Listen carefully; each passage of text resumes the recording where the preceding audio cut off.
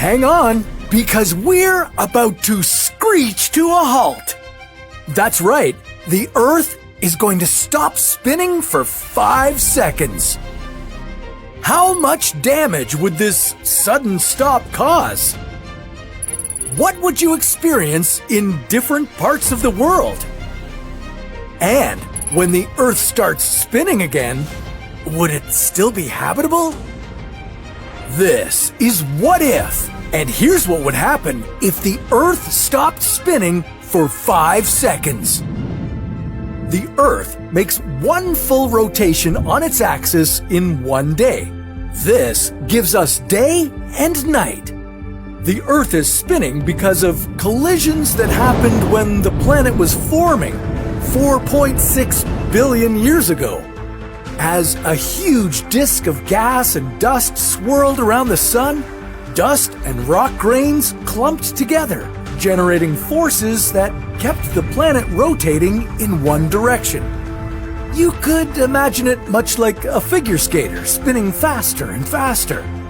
And with almost no forces in space to slow the planet down, we keep rotating, and will continue to for billions of years. But if the Earth stopped on a dime, would you fly right off the surface? If the planet came to an abrupt halt, the atmosphere would still be in motion. That means, though everything has lurched to a stop, powerful winds would continue to blow. And these wouldn't be a strong breeze. They would be many times stronger than any storm you've ever encountered. Now, the strength of these winds would differ based on where you were on the planet. At or near the equator, the Earth is rotating the fastest. Here, you'd experience wind speeds of 1,670 kilometers per hour. Those winds would knock you off your feet. But forget about you. These winds would be strong enough to tear up the Earth's crust. So it wouldn't matter if you were out in an open field or inside a steel-reinforced building. These winds would obliterate you. For context, the strongest F5 tornadoes have velocities up to 511 kilometers per hour. And these storms can move houses off their foundations, send cars flying, and even tear apart concrete structures.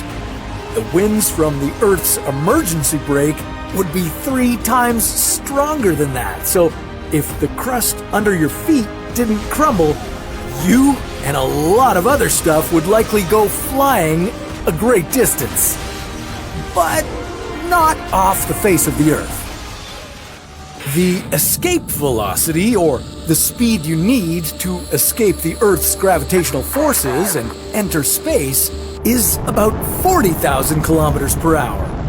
In other parts of the world, like New Zealand or France, you'd experience slightly weaker winds, but at 1,180 kilometers per hour, these would still be much stronger than any storm ever.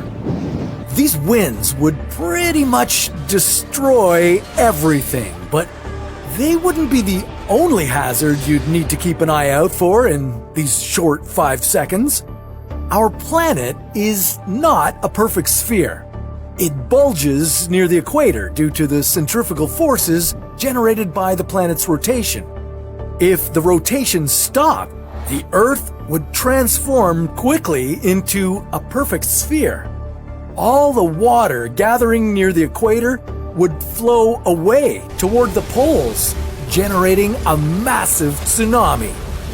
5 seconds later, when the planet returned to its full-speed rotation, that water would backtrack.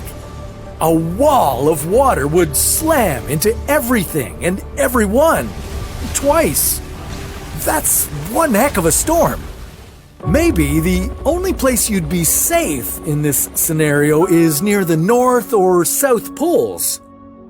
Here, the wind would be the mildest.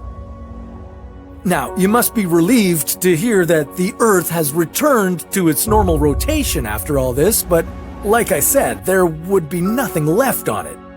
Every building, all farmland and all technology would be demolished beyond recognition.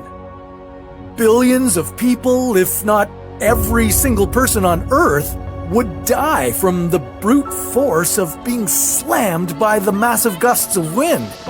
So, if you're looking to survive this apocalyptic scenario, you'd better start building an underground bunker.